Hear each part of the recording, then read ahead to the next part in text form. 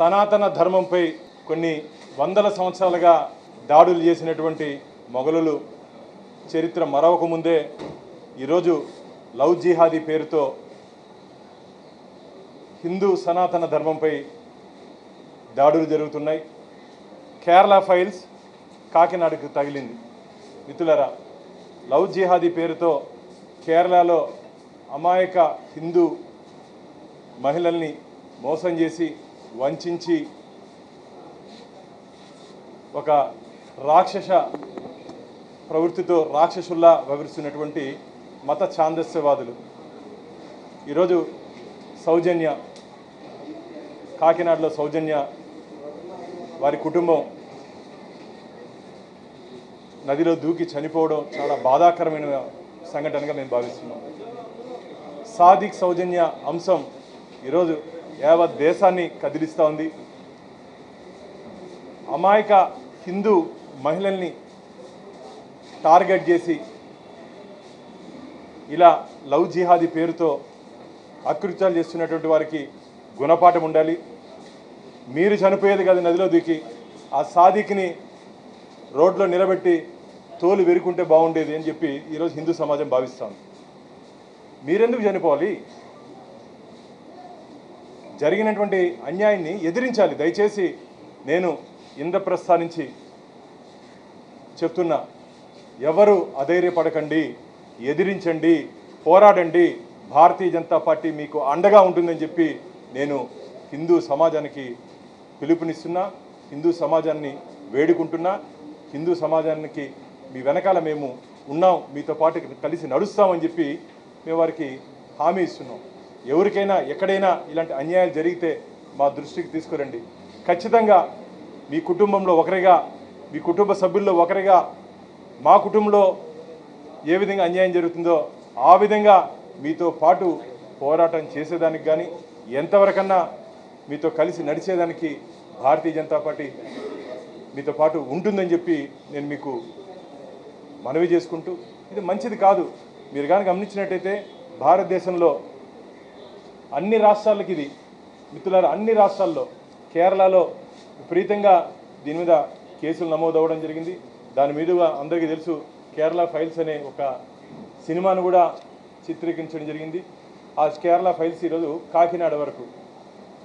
ఈరోజు నేను కొందరు అధికారులతో మాట్లాడితే వారు చెప్తున్నారు, కొన్ని వేల మంది దీని బారిన పడి ఇబ్బంది పడుతున్నారు. బయట చెప్పే ధైర్యం లేక, చెప్తే ఎక్కడ ఏమవుతుందో, కుటుంబ పరువు పాడవుతుందని చెప్పి ఆలోచిస్తున్నారు. దయచేసి ఇది ఉద్దేశపూర్వకంగా చేసినటువంటి ప్రక్రియ మిత్రులారా. ఇది ట్రాప్ అంటారు. అమాయకమైనటువంటి కుటుంబాలని, అమాయకమైనటువంటి మహిళల్ని ఎంచుకొని తద్వారా హిందుత్వంలో ఉన్నటువంటి కులాల్లో ఒక కులాన్ని టార్గెట్ చేస్తే 25 లక్షలు మత వాళ్ళు లవ్ జిహాదీ పేరుతో వాళ్ళని వశపరుచుకుంటే లక్షల రూపాయలు ఇస్తున్నారు కులానికి. అంటే నేను కులాల ప్రస్తావన తీసుకురాను, కానీ 25 లక్షలు, 50 లక్షలు, 10 లక్షలు టార్గెట్ ఇస్తూ వాళ్ళ దగ్గర ఈ పనులన్నీ చేయిస్తున్నారు. కర్త కర్మ క్రియ ఎవరో ఖచ్చితంగా కనిపెట్టేస్తున్న బాధ్యత ఈరోజు మా ప్రభుత్వం మీద కూడా ఉంది. ఎందుకంటే ఆంధ్రప్రదేశ్లో ఎన్డీఏ కూటమి మేము ఉన్నాం కాబట్టి ఖచ్చితంగా మేము ముఖ్యమంత్రి గారికి కూడా కోరుకుంటున్నాం, దీని మీద పూర్తి స్థాయిలో విచారణ చేపట్టి ఈ సాదిక్ లాంటి దుర్మార్గులు, ఈ సాదిక్ లాంటి రాక్షసులు ఎవరున్నా సరే వీరందరినీ ఖచ్చితంగా ఫాస్ట్ ట్రాక్ కోర్టులు ఏర్పాటు చేసి వెంటనే శిక్ష పడే విధంగా మనం దీని మీద కలిసి చర్యలు తీసుకొని మహిళలకు ఒక భరోసా ఇవ్వాలి. యచ్చ నారిస్సు పూజ్యంతే రమంతే తత్ర దేవత అంటారు. అంటే ఎక్కడ మహిళలు గౌరవించబడతారో, ఎక్కడ మహిళలు పూజింపబడతారో అక్కడ దేవతలు ఉంటారని చెప్పి మన సాంప్రదాయాలు చెప్తా ఉంది. అలాంటి హిందూ దేశంలో, భారతదేశంలో జన్మించినటువంటి మహిళలు, అమ్మాయిలు ఈరోజు ఇంత ఇబ్బంది పడుతున్నారు. ఇది మంచిది కాదు. నేను ఒకటే గుర్తు చేస్తున్నా, దయచేసి త్రేతాయుగంలో సీతమ్మ మహాతల్లికి ఇబ్బంది వస్తే ఏ విధంగా రామదండు పోయి కాపాడిందో అదేవిధంగా కలియుగంలో భారతీయ జనతా పార్టీ మీకు తోడుగుంటుంది. ఖచ్చితంగా మేము మళ్ళీ చెప్తున్నాం, మీకు ఎవరికి ఏ ఇబ్బంది ఉన్నా సరే తొందరలోనే మా రాష్ట్ర అధ్యక్షులు గారితో మాట్లాడి, మాధవ్ గారితో మాట్లాడి దీని మీద ఒక టోల్ ఫ్రీ నెంబర్ కూడా ఉంటే ఎవరైనా తమ ఫిర్యాదులు ఇస్తే వారి వివరాలు గోప్యంగా ఉంచుకుంటూ వారికి న్యాయం జరిగేంత వరకు ఖచ్చితంగా మేము వారితో పాటు ఉంటామని చెప్పి మళ్ళీ వారికి హామీ ఇస్తూ, ఇలాంటి దుర్మార్గుల్ని వదిలే ప్రసక్తే లేదు. నేను మళ్ళీ చెప్తున్నా, మనం దూకేది కాదు, వాళ్ళని తీసుకొని గంగలో ముంచితే అప్పుడు అసలైన హిందూ అవుతాం మనం. మన హిందూ మతంలో పరశురాములు కూడా ఉన్నారు. దయచేసి పరశురాముని ఆదర్శంగా తీసుకోండి. ఏ విధంగా దుష్ట శిక్షణ కోసం ఆ రోజు గొడ్డలెత్తాడో ఆ విధంగా ఈరోజు ఎవరైనా సరే హిందూ విశ్వాసాల్ని పాడు చేసే విధంగా, గాయపరిచే విధంగా ఇలాంటి లవ్ జిహాదీ పేరుతో వస్తే జరగబో పరిణామాలు చాలా తీవ్రంగా ఉంటాయని చెప్పి వారందరినీ తీవ్రంగా హెచ్చరిస్తూ, ఖచ్చితంగా రాబో రోజుల్లో చట్ట పరిధిలో వీళ్ళందరినీ శిక్షించే దిశగా మా ప్రభుత్వం ముందుంటుందని చెప్పి బాధిత కుటుంబాలకి హామీ ఇస్తున్నాం.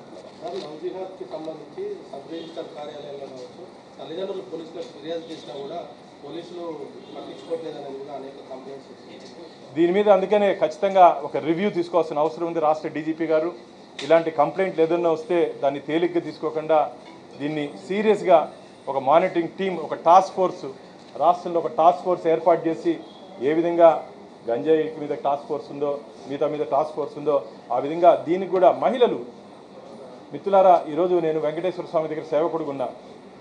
వెంకటేశ్వర స్వామిని లక్ష్మీనారాయణ అని పిలుస్తారు.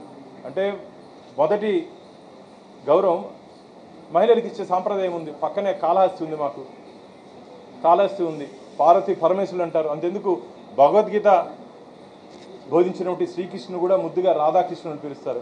అలాంటి సాంప్రదాయంలో ఉన్నటువంటి మహిళలు ఇంత ఇబ్బంది పడుతున్నారు కాబట్టి ఖచ్చితంగా పోలీస్ శాఖ ఉక్కు పాదం మోపాలి. మళ్ళీ చెప్తున్నా, ఇలాంటి లాంటి వెధవలు, దుర్మార్గులు, రాక్షసుల్ని వదలకూడదు. ఇలాంటి సాధికులు ఎంతమంది ఉన్నారు? 100 మంది ఉన్నారా, 1000 మంది ఉన్నారా? అందరినీ బయటికి తీసుకురావాల్సిన అవసరం ఉంది. ఎవరు ఇలాంటి బాధ్యతలు దయచేసి భగవంతుడు ఇచ్చినటువంటి ప్రాణాన్ని పోగొట్టుకోవద్దండి. నేను మళ్ళీ మీకు చెప్తున్నా, పోగొట్టుకోవద్దండి. మీ బాధని మేము అర్థం చేసుకుంటాం. మీతో పాటు మీ కష్టాన్ని పంచుకునేదానికి మేము సిద్ధంగా ఉన్నామని చెప్పి మీకు తెలియజేసుకుంటున్నాను.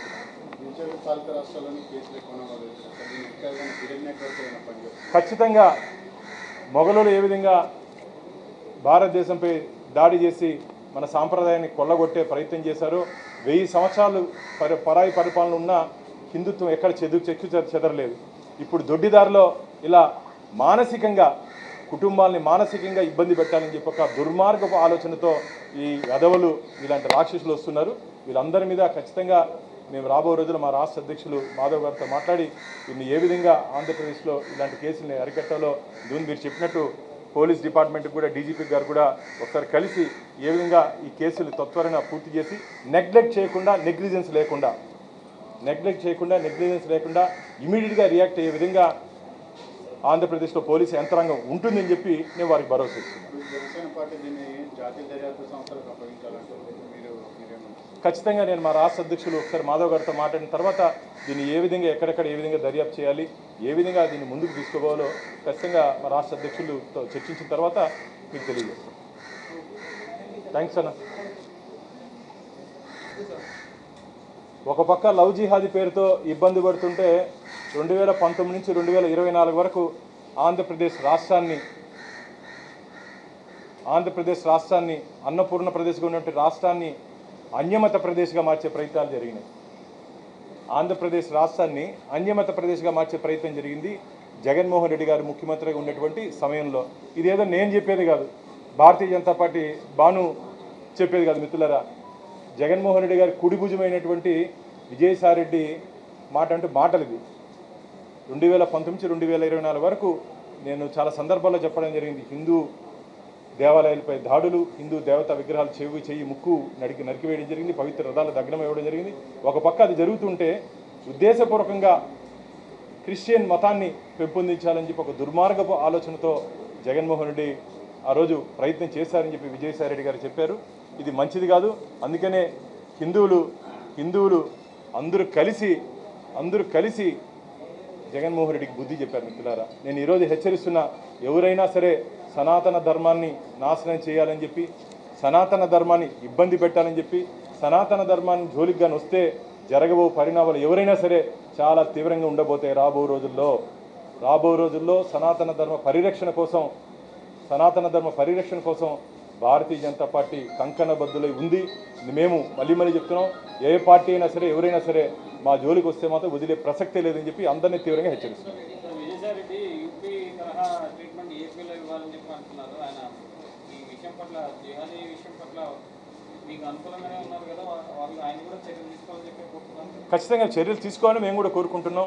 ఈరోజు ఎన్డీఏ కూటమి మేము అందుకని చెప్తున్నాం, ముఖ్యమంత్రి గారికి ఫాస్ట్ ట్రాక్ ఏర్పాటు చేసి, అలాగే ఈ నెగ్లెక్ట్ లేకుండా పోలీస్ స్టేషన్ కంప్లైంట్ వస్తే ఇమీడియట్గా దాన్ని ఆ కేసు టేకప్ చేసే దిశగా ఒకసారి పెద్దలతో మాట్లాడి ఒక టోల్ ఫ్రీ నెంబర్ కూడా దీనికి ఏర్పాటు చేసి వాళ్ళని వివరాలు గోప్యంగా ఉంచి వారికి న్యాయం జరిగేంత వరకు ఎన్డీఏ కూటమి ఖచ్చితంగా చంద్రబాబు నాయుడు గారు, పవన్ కళ్యాణ్ గారు, మా మాధవ్ గారు ఖచ్చితంగా మేము వీళ్ళకి బాధితులకి తోడుగా ఉంటామని చెప్పి తెలియజేస్తాం.